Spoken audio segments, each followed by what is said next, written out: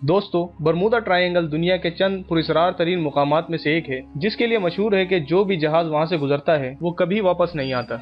1813 में अमेरिका के तीसरे नायब सदर अरुण बर की बेटी थियोडोसिया अपने वालिद से मुलाकात के लिए उस वक्त की मशहूर कश्ती पेट्रियट पर सवार होकर न्यूयॉर्क जा रही थी। वो अपने वक्त की ज़हीन और खूबसूरत तरीन लड़की समझी जाती थी। पेट्रियट का कप्तान उस वक्त के माहिर अमेरिकी कप्तानों में शुमार होता था, जो अपने जहाज समेत बरमूदा ट्रायंगल में गायब हो गए। उसके साथ साथ उसका डॉक्टर और अमले के चंद अरकान थे, लेकिन थियोडोसिया और पेट्रियट का अमला कभी न्यूयॉर्क न पहुंच सका। अमरीकी नायब सदर होने की हैसियत से उसके बाप अरुण बर ने बेटी की तलाश में तमाम तर वसाइल झोंक डाले, लेकिन ना ही कश्ती और उस पर सवार अफराद का कुछ पता न लग सका।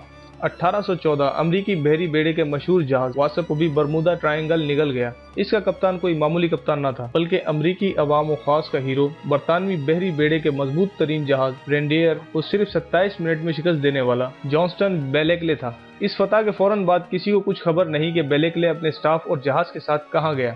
न अमरीकी हुकूमत और न ही अमरीकी बहरिया, जो कि इस इलाके के चप्पे चप्पे से वाकिफ है, इसको लाख कोशिशों के बाद ढूंढ न सकी। तो क्या बरमूदा ट्रायंगल इनको अपने अंदर निगल गया, या बेलेकले की सलाहियत से मुतासिर होकर खुफिया कुव्वत ने उसे अपने लिए मुंतखब कर लिया?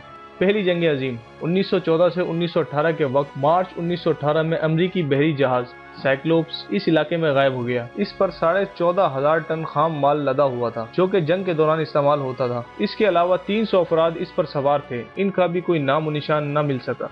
जाशवा स्लोकम एक ऐसा कप्तान जो न सिर्फ अमरीकी बहरिया की तारीख का, बल्कि सारी दुनिया की बहरिया की तारीख में अपना नाम रखता है। बचपन से समंदर की मौजों से खेलने वाला, सबसे पहले तन्हा सारी दुनिया की समंदरी सैर करने वाला, जब 1909 में एक सफर पर अपनी कश्ती स्प्रे पर रवाना हुआ, तो फिर हमेशा के लिए बरमूदा ट्रायंगल में अपनी कश्ती के साथ गायब हो गया। इसका और इसकी कश्ती का कोई सुराग नहीं मिल सका, न हादसे की खबर, न कश्ती का मलबा।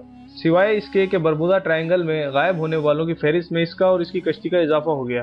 क्या आप यकीन करेंगे कि अगर आपको बताया जाए कि एक जहाज बरमूदा के समंदर में खड़ा है, लेकिन मुसाफिर और कप्तान लापता है। खाने की मेजों पर खाना उसी तरह लगा हुआ है गोया सवार खाना खाते खाते अभी किसी काम से उठकर गए हों। न किसी हादसे के आसार, न किसी लूटमार की निशानी। आखिर तमाम सवार अचानक बीच समंदर में कहाँ गायब हो गए? ये हादसा कैरोल डेयरिंग नामी जहाज के साथ पेश आया। जहाज का अगला हिस्सा साहिल पर रेत में धंसा हुआ था, जबकि पिछला हिस्सा पानी में था।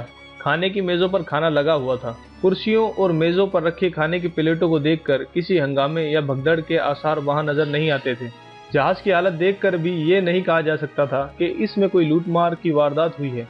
फिर सबसे ज्यादा हैरत की बात यह थी कि इतने बड़े जहाज को साहिल पर कौन लाया और इसके सवारों के साथ क्या हादसा पेश आया, क्योंकि इतने बड़े जहाज का इतने कम पानी में आना नामुमकिन है।